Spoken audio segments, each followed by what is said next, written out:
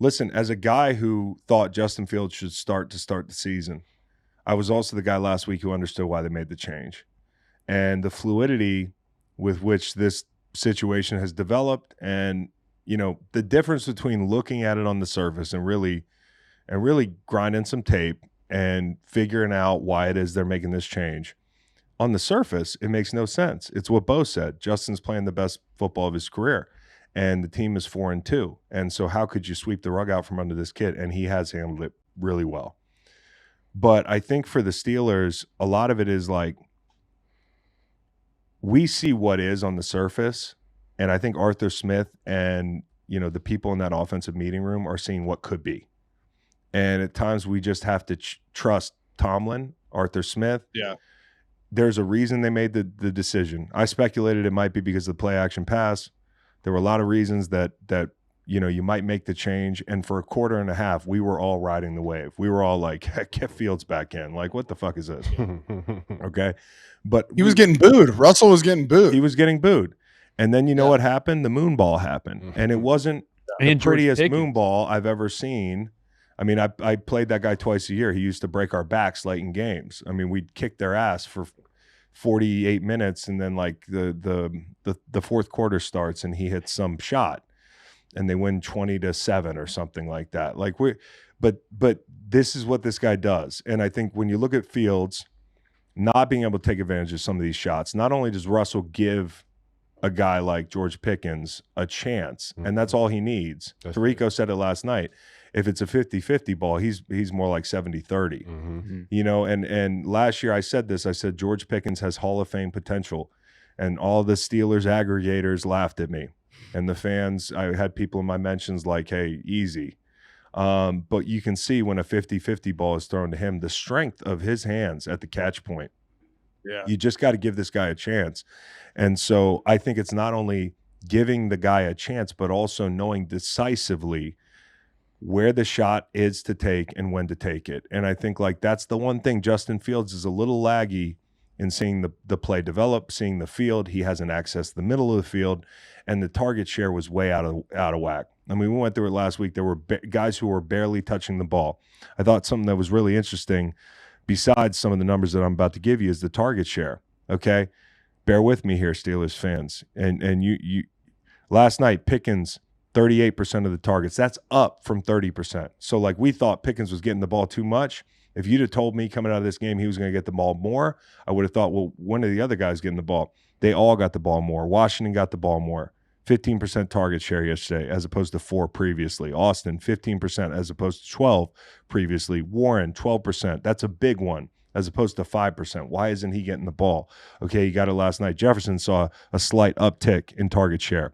The guys who did not get the ball as much in the passing game, Freiermuth, I'm okay with that. That might just be a one-night thing. And Harris, which I'm absolutely okay with. He got 11% less of targets last night than he did weeks 1 through 6. So if you look at the way it lays out, guys are getting the ball more. Play action pass, boots, things like that, that showed up early and often. Get that guy Washington the ball. I mean, he's out there punishing little guys with the football in his hand. Huge. And he's got to be the biggest fucking tight end since Gronk, dude. Oh, he's enormous. I mean, he's bigger than Gronk. And so when I look at the efficiency pre-Russ, EPA per rush, 20th in the league. EPA per pass, 14th in the league. 18th EPA total per play. Last night, EPA per rush, 9th in the league. EPA per pass, 5th in the league. 5th in EPA per play. And part of that is the Jets' defense, but part of this is a commitment to running the football and then enjoying the things that come off of it. Whereas before you couldn't, because play action pass last night, 42%.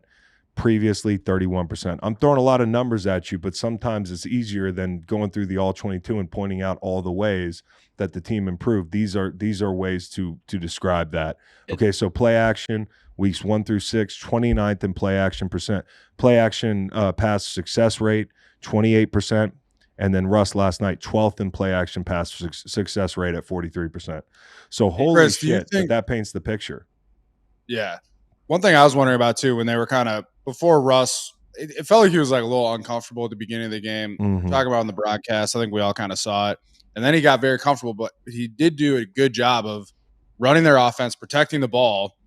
ultimately like got hot at the right time and got a good win. But the question I was kind of wondering, the thing I was thinking about is, you think, Mike Tomlin's decision to start Russ, does that speak to maybe wanting to continue to develop Fields more and like kind of teach him, how you have those young quarterbacks in the league, and exactly like, Love and Aaron Rodgers and Brett Favre, like, do you think they want to keep him around and kind of develop him a little bit more? I think that's a great question, and I think it relates to a question I'd be asking Shane Steichen and the Colts, which is like, and Fields is way ahead of where Anthony Richardson is.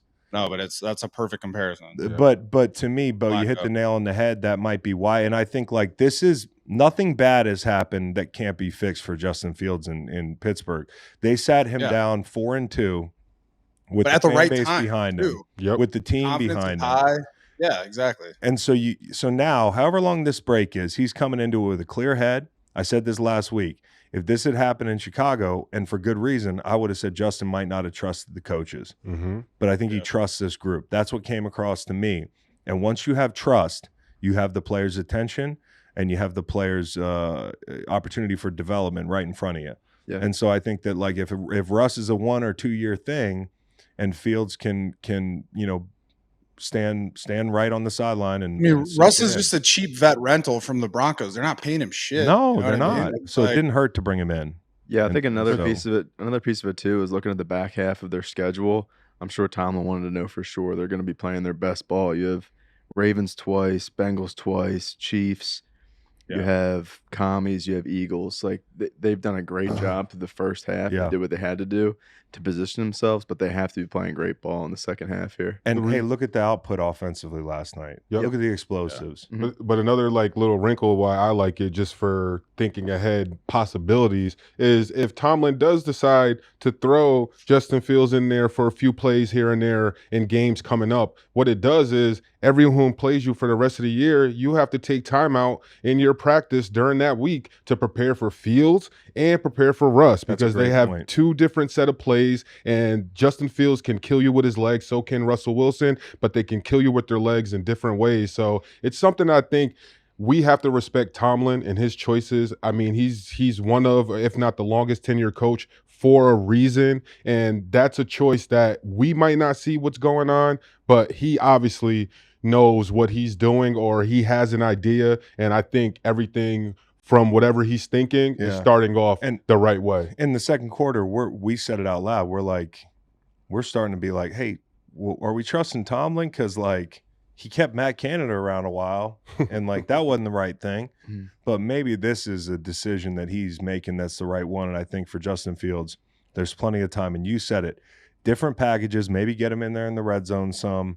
Get him in there in short yardage situations, whatever it might be. The Taysom Hill package. Have him, like seriously. That's it. No, that's it. And like, maybe they need more time to put that together, and that's why you didn't see it last night. Yeah, like I don't know, and we'll talk about it. But it's just I think last night they didn't want to create any confusion. That's what I think they didn't do it last night. No, absolutely, yes. I made this decision. I'm sticking to this. I'm not going to throw Fields in here. Yep, I agree. And in the red zone, in the low red zone, I'm not going to run these quarterback zone reads with him, because I want the team to understand that I'm giving Russell Richard Doom said one good game and everybody forgets how bad Russell was last year. I don't know, man. They scored 35 points. I think what we're doing is we're reacting to the now, and the now on this football team. And I also don't think he was as bad as you think maybe last year. I mean, at least statistically, they flashed a stat up last night of his last 9-10 starts, and with the defense like the one that they have right now, you got to remember the Broncos defense last year was the defense that gave up 70 points. They didn't play like the defense that's playing this year. And I don't think Sean Payton liked Russ, and that's his prerogative, and it's not going to work for everybody. But I think what Russ did is he came into a situation for the first time in his career where he had to earn it, and he had to say, okay, like I'm not part of the day one plans, like I'm going to take a back seat and get in my bag a little bit and get motivated to come back. And I think that stuff matters. Like being a vet and having to earn it again is a hell of a thing. It can rejuvenate you. I remember when I was a vet going to New England, coming off of 2 years on IR, and I had done my best over 8 years in St. Louis and was an established guy, but now all of a sudden I'm knocked down to nothing. And for me, that gave me the motivation and like the the stick-to-itiveness, going through that process extended my career.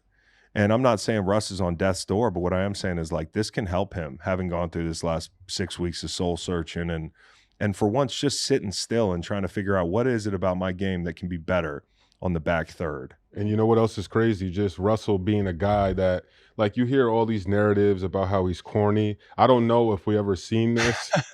We ever seen this I don't know before why where do those come from?